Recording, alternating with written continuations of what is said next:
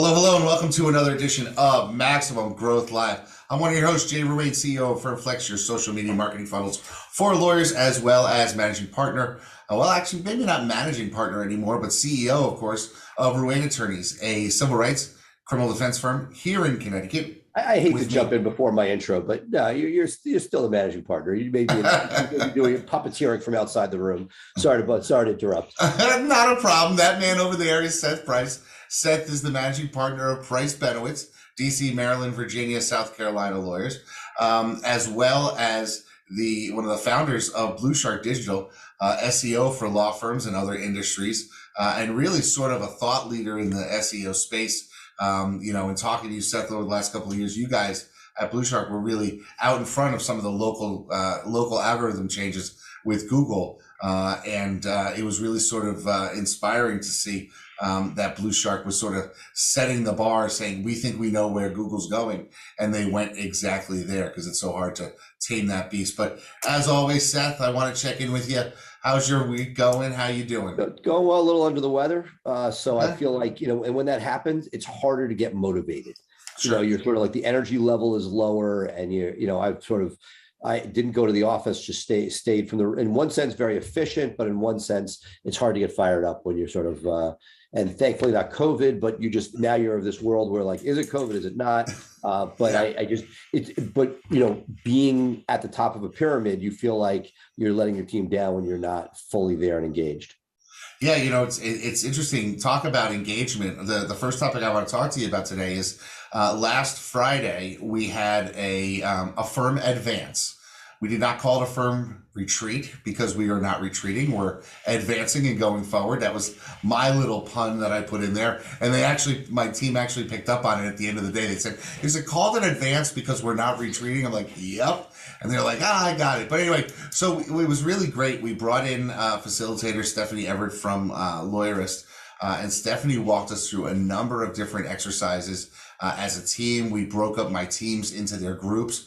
We utilized technology well. We had all of our overseas people and some of our people who could not travel in be there, but a bunch of people flew in, which was awesome. And for example, Emily and Krista, who were able to fly in. I haven't seen them in person in 8 years. Krista, I've been working with now for 20 plus, and to have not seen her for 8 years is kind of crazy. But we got to do a lot of cool things, and I wanted to talk a little bit about that today because, what I realized after having this event was that I think you need to be conscious about creating a firm-wide event, regardless of whether or not you are all overseas, all in the States, a mix of both, and figuring it out. And we're already planning something like 3 months down the line. We hadn't really done anything all together other than a couple of Christmas parties, holiday parties, and some other events over the years. But I assume with criminal as a backbone, it's always tough because people are always in court. It's always in court. Always in court. It was tough for us to schedule everybody out of the office for the day. And you did it on a weekday.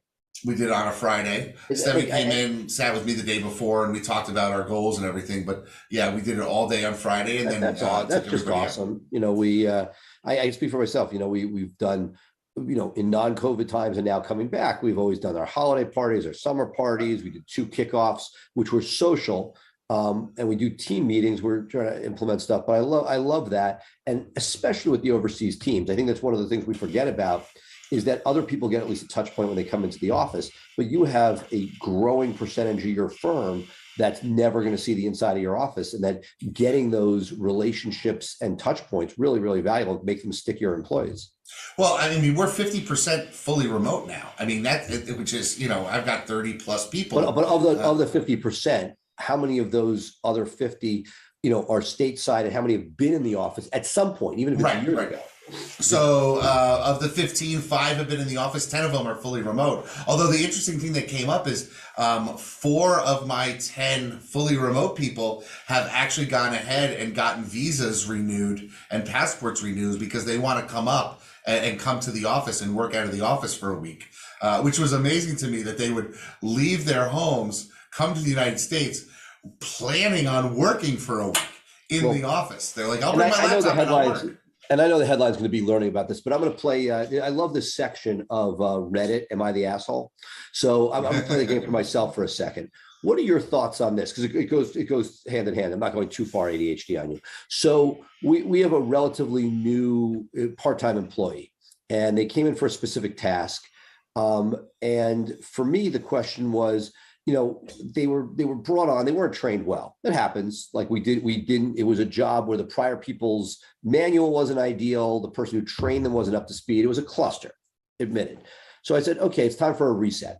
You've done this before, I'm sure, where you're like, hey, it didn't get off to the right foot. This person's a rock star, so it's not for lack of talent, but they live, let's say, an hour to 2 hours outside the office. It's a remote position. My idea was, if you're going to do a reset, and we've never had this person inside the office, they're not in Ecuador, they're not in South Africa. They're like, an hour and a half away. And we said, hey, look, let's get an in-person reset, because if you're doing things, part of the portfolio is working with reviews and newsletters, like how much of a difference would it be if you could be in the same room? It's doable without.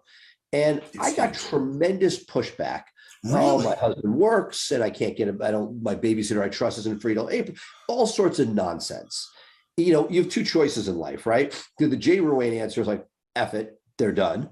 I'm just one of the answers I want to hear from you. The other is, okay, you play ball, you try to tweak it, you sort of kick the can a few weeks and you say, hey, it's really important. You give it a second sort of nicer push. What are your thoughts on that when somebody can make it to the office? And it's not an office job, but to me, if you have the ability to be in the office and you have a job that's dealing with people and getting stuff from people, there's a certain value of doing everything remote. But when you know somebody and you sat in their office for a minute, it changes relationships. The reason you did your offsite was to strengthen and make up for the fact that everybody can't be in the same room. What are your thoughts on this? The fact that I'm sort of bent out of shape on somebody pushing back versus, it is who the person is. So let me get some more facts out of you before I opine. So you wanted to have them reset. So they were going to come in for a week. No, like a day, part of, come after rush hour, leave before rush hour, but at least get to see some people, see our physical office, which is if you want somebody to be able to advocate for you, and one of the jobs is, helping follow up on reviews and putting stuff together with collateral material for newsletters, things like that. To me, you could do everything remotely. And, there are people from overseas that are never going to be in your office. I get that. Right. But if you have the ability and you're turning that down, to me, it's almost like you're making a statement. You're not. Yeah, I'd have some problems if you couldn't come in for a 4-hour window in the middle of the day when we're paying you, because all you found was excuses. I mean, there's a value to come have lunch with everybody. Just that.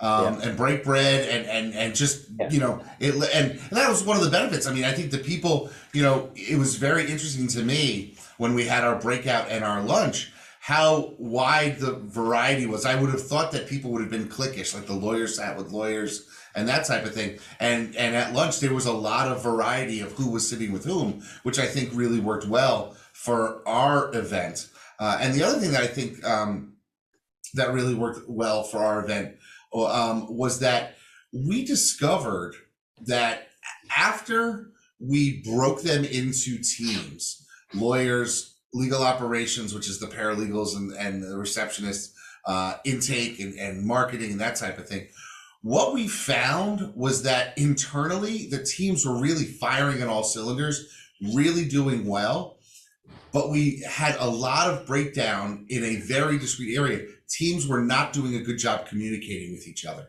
Not surprising. It's the hardest thing, right? It's the hardest thing. But we were able to identify, like we have one lawyer, right? Older lawyer who was upset that reception wasn't buzzing him on his desk phone at his office when somebody was on the phone. They would send a Slack message, and he said, well, why are they not just buzzing my desk? And we discovered, well, they don't know that you're at your desk. Right. You don't come in and say, hey, everybody, I'm going to be at my desk. This is my extension. I'm here for the next 5-hour block.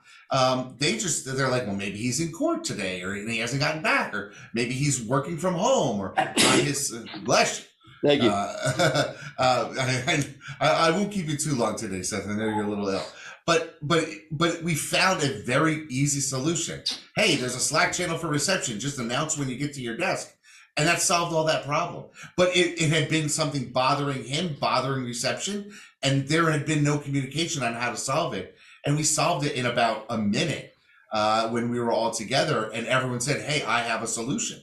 And I think that's one of the things that maybe more than ever, a firm retreat or whatever, when you start to talk about what's going well and what the problem is, you can actually identify and solve those things. And we were lucky to find that the communication issue between teams was a problem, but it was very solvable.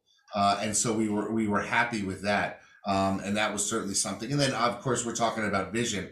And I think we are all of the same vision now. And I think that's important to do some vision building exercises. Let me ask you this, because that was, we've gone through the EOS thing, and we're, there's mission statements, and there are people that put it out everywhere. How did you come to that? Because you have a bunch of different practice areas. How did you figure all that out? So my mission statement, I wrote myself, and I got the feedback from 2 lawyers in the office. I said, here's our mission statement. I would like to publish this to everybody. And I published it back at the State of the Union because I'll be honest, I saw a lot of lawyers doing mission statements, and I thought it was hokey. And I said, I don't need to do this.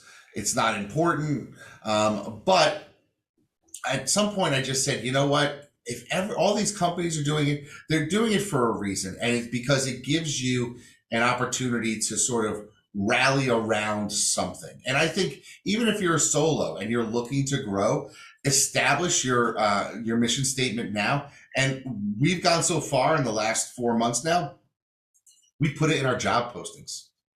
Here's our mission statement. If you buy in, apply. If you don't even bother applying. And right, and well, to a certain extent, look, I'm sure it's not like it's a controversial statement, but it's just you're basically giving somebody a hook to resonate. And right. If somebody is like, this really doesn't, they'll stay away. Hopefully, that's not a huge you're not like it's not like there's something in there that says I don't want that as my mission. Right. No, absolutely. I mean, we talk about in our mission statement, we talk about how education is important and how we're brutally honest with each other to get the best for our clients, those types of things. But it was great seeing it in practice. And we actually lived some of those core values in our firm retreat, where people were honest with each other. We were looking to give the best to our clients and what can we do better. And, one of the things that came out, and this has nothing to do with our current topic, but it just popped into my mind. One of the things that really popped out to me was our remote team, which is basically reception and intake right now. And we have 3 that are paralegals in training, but the most of the client contact was going to be done with our reception and our intake team. They decided on their own and came to me and they said, we need a tutorial on culture of Connecticut.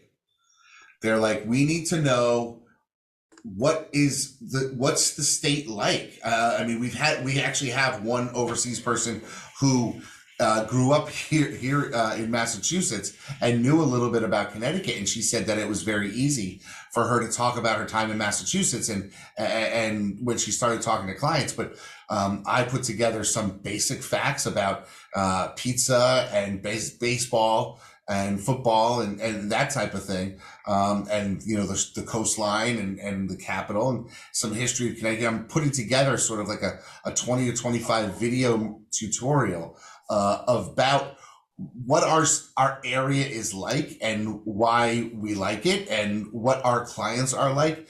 And I think that's going to help our overseas people sort of connect with our clientele, because now they have at least the understanding of a touch point that if I had stateside people who lived here, they'd have those shared touch points. But that's just something that if you have remote workers, it might be something worth investing in and putting that together, even if you are just starting with one. Because one of the things that we found early on when we had remote workers was that people would call in and be like, oh, I have to go to the office. Can you give me directions? And the remote team would be like, I'll read it to you. And they would read them the directions, and they would get them into the office park and then not be able to describe what next. So we actually created videos. To be fair, office parks in Connecticut are, even if you worked there for 20 years, you can't really explain it. Exactly. And so by doing that, the thing that it's crazy. We put together my video guy put together a video of the process of getting to our office, and the people who liked it the most were the intake and reception team.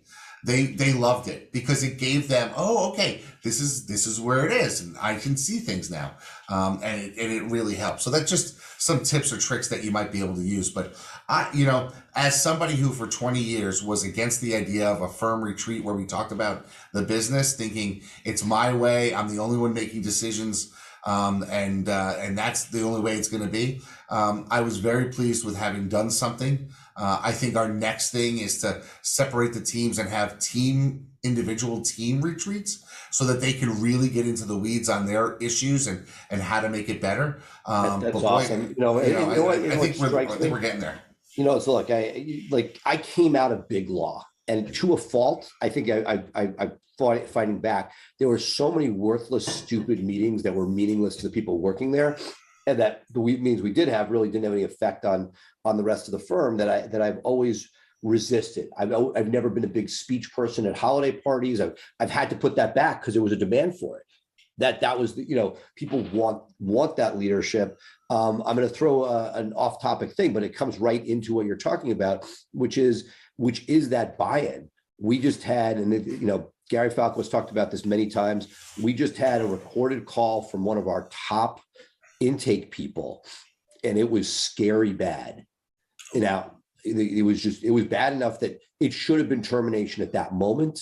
You sort of like take a few moments of rehabilitation. Is this a bad day? Is this whatever? But this was a lost opportunity where all it would take would be giving a shit.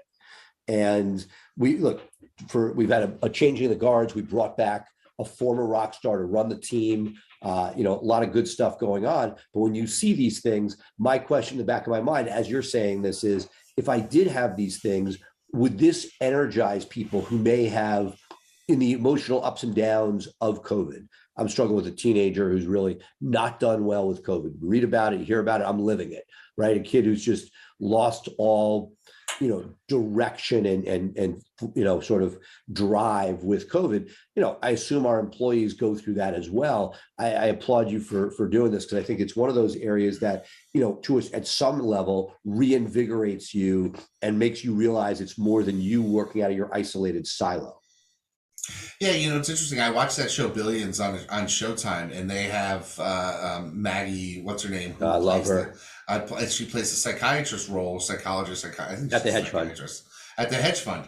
And, while I would love to have something like that our people could step into and sort of get their mind straight as they go, I don't necessarily think it's required at the level that we're playing, but these quarterly meetings really sort of reinforce that we are here together, we are working towards something, and I think it coming out of it, there's a renewed sense of optimism, there's a renewed sense of energy. I will tell you this, my sales team, now my marketing team, worked their ass off for months to get to a point, but with our leads on Monday, they more than they did like 150% of their weekly sales goal on Monday.